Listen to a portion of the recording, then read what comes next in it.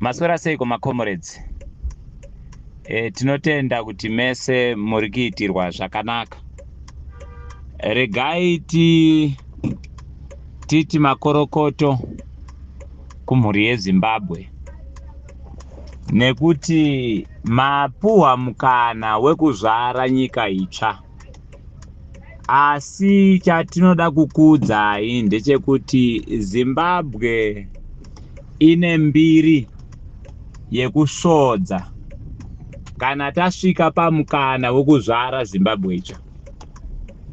Zvakamboitika muna 2008 Zimbabwe yakasvodza semimba ichifanirwa kuzvara Zimbabwe itsva. Zvikaitika zvakare muna 2013 yakasvodza ichida kuzvara Zimbabwe itsva. Ikadzokorora zvakare muna 2018 ikasvodza ichida kuzvara Zimbabwe itsva. Nhasi tina 2025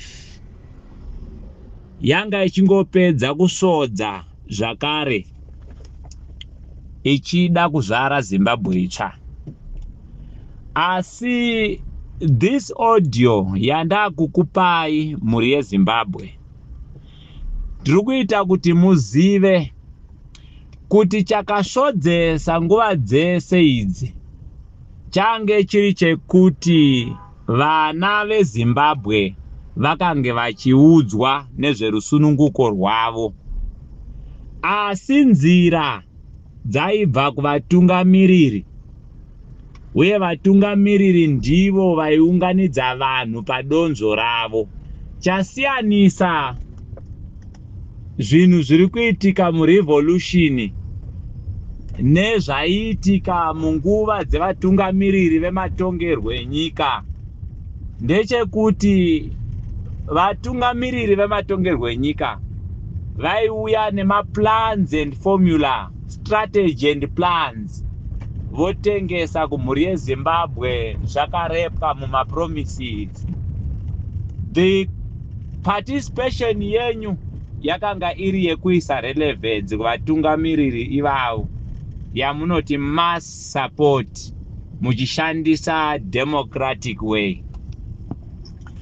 Asi revolution chakonzerwa nevanhu veZimbabwe ndava matangira pakunzwisisa matambudziko amuinawo ekuti hamuna zvipatara, hamuna mabasa, pamusoro pehurombe maakuita zvakare madrugs ari kupinzwa nemaprominent politicians vachifanda misangano inoriga maelections kuita kuti mhuri yeZimbabwe mushayiwe future. Isu tiri kuti makorokoto nekuti mawaniswa mukana wekubvisa system inokonzera kuti vashoma vaite mari, vazhinji vachinhonga svosve nemuromo. Hazvisiri kuti pakushanda nekuti mikana yokushanda yacho hapana zvakare, asi tinoti itai zvakanyanya zvinoita kuti muregedze kudeura ropa rizhinji. Hativake tichiparadza, munozviziva. Just be safe and make sure kuti you cooperate with your security apparatus. Ndava munondo munyama wemutema ari mukoma kana sisi wako ndiyo betrayal yacho. Takakudzidzisai zvese zvakakosha zvamunofanirwa kuziva pamusoro pekuzvibata imi vana verevolution. Every day taiunza pano ma-addresses ataita 20 minutes 30 minutes. Ndava takaudzwa kuti ndiyo tsika yekukudzidzisai gwara remusangano. Kana nguva ino ichisvodza kuZimbabwe, iri kusvodza nekuda kwekuti maramba kuparticipate.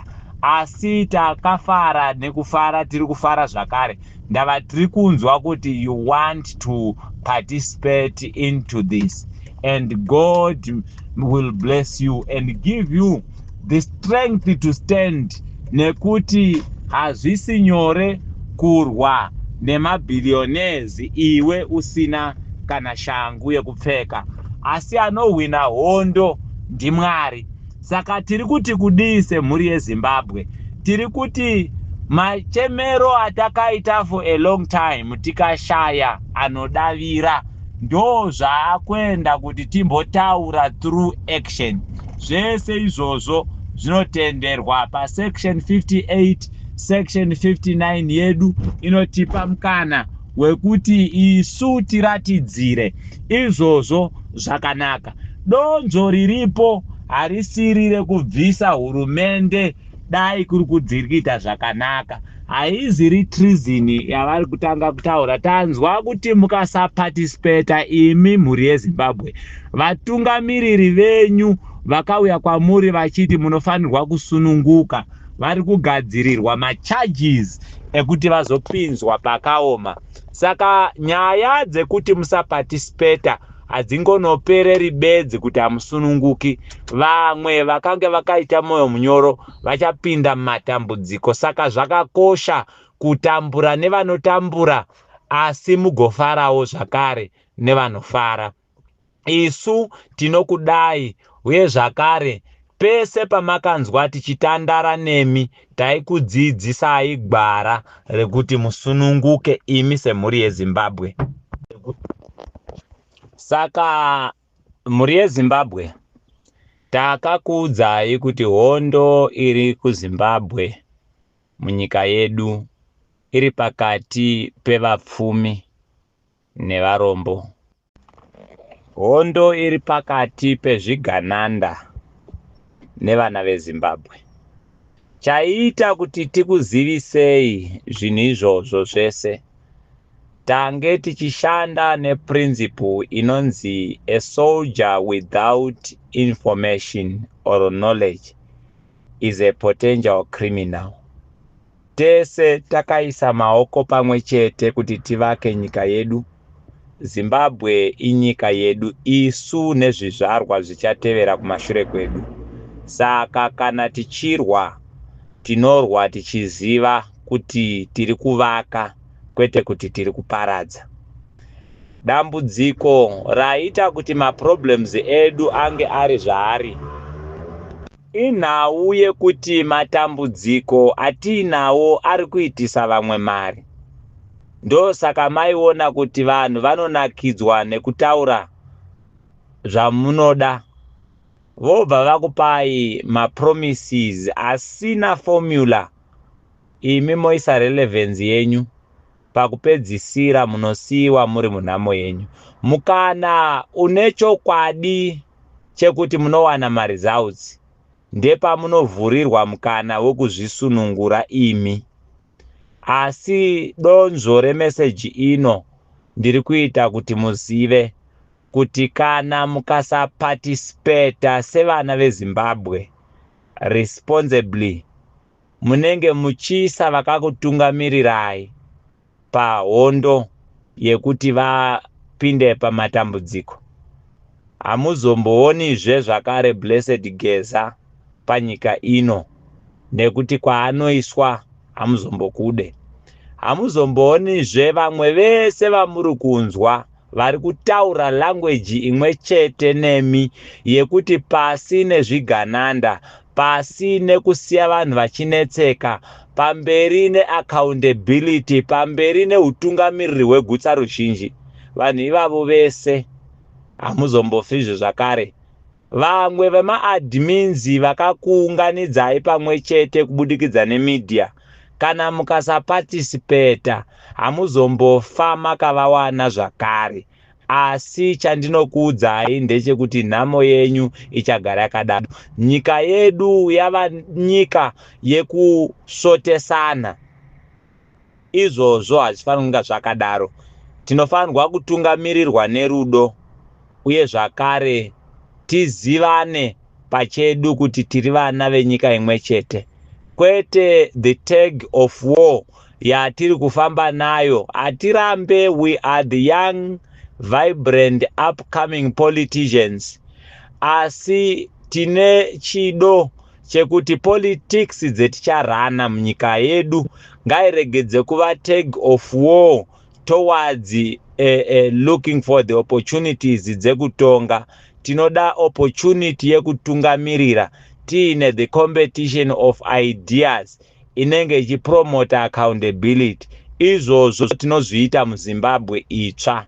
Izvezvi mamiriro akaita zvinhu, ndoda kutsiura mufana wangu uyo wavari kuti Agrippa Guti.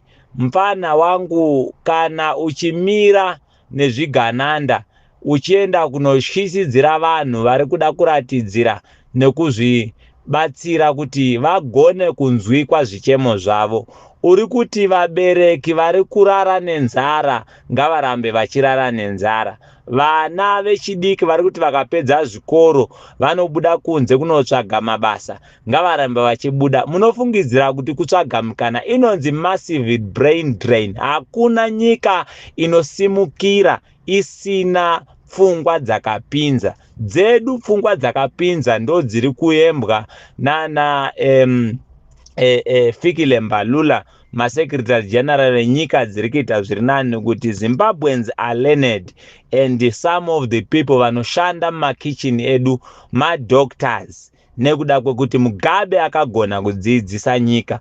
Iwe kana uchiuya neka MEF ako uchibloka vanhu kuti varatidzire, uri kutaura kuti ngazvirambe zvakadaro.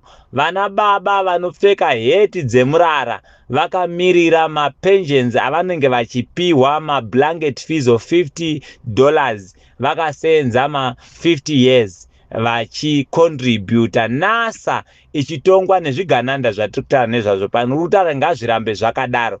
Vana gogo vari kufa vari pabonde mumakitchens vachishayiwa maambulance, uri kutaura ngazvirambe zvakadaro. Atidi kuti tirambe tichiita hurumende inotaura kuti vashoma ngavadye vazhinji vanetseke. Ini handina problem personally na President Mnangagwa, but the soft spot yavainayo nezvigananda ndiro dambudziko ratiinaro. Vakorera vatadza kuti vataure kuti varume vakaba vese hakuna munhu asinganhuhwi, but nyika yagwadama, wakaba wese ngaadzose upfumi hwenyika. Vanongoisa amnesty, hakuna zvakadaro. Instead there is a continuation iri kuitika yokubudisa upfumi hwenyika. Ini pachangu I like the man, ini pachangu I like ZANU-PF nenyaya yekuti it's a liberation movement. We can't eradicate the history of ZANU-PF chero tazvara Zimbabwe itsva, because the mark iripo chero ine element of betrayal through negotiations akaitwa. Tinotenda kuti tiri patiri nekuda kwavo. So that one I want you guys to understand, semhuri yeZimbabwe, kuti the mark of ZANU-PF can never be rubbed off the history of our country. So by so doing, whatever we are doing, we have to recognize the precedents which they have set.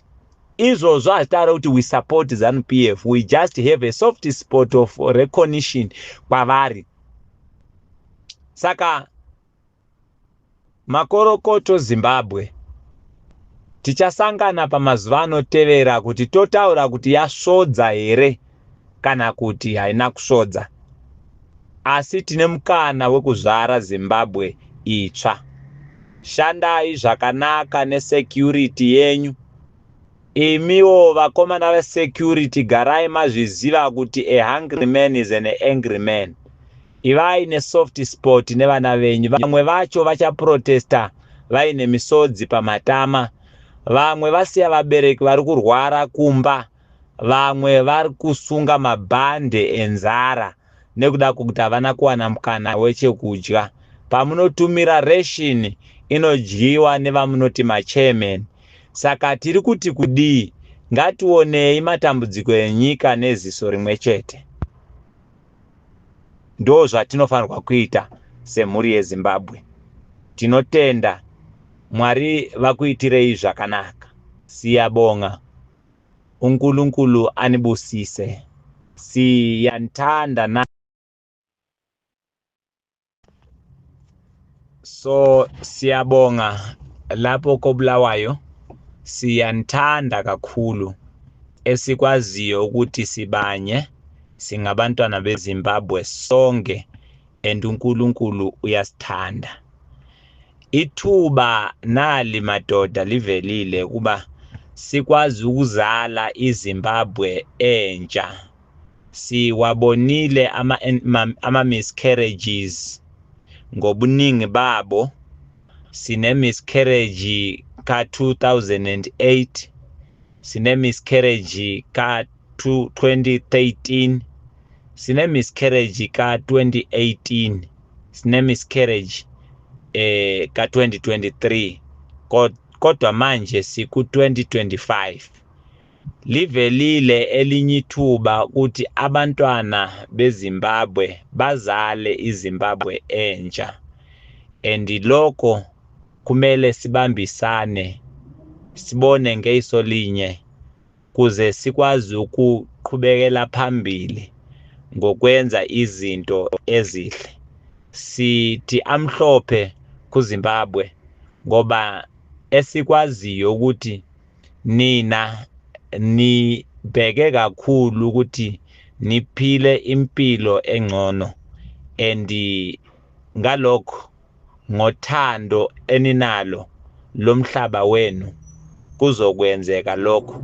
Thina siyanisekela sasisonke lana ukuze sinifundise nathi sibe nesikhathi eside sikhuluma ama-voice note amade sinibonisa indlela zamasoja, and namanje siyazi ukuthi nina seninalo ulwazi ukuthi amandla womphakathi iwona akwazi ukukhulula izwe. Nakhona sithi amhlophe, asizosho amaningi amagama, kodwa nje siyajabula ukuthi sizwene njengoba besikhuluma, and nakhona siyohlangana kusasa. uNkulunkulu anibusise.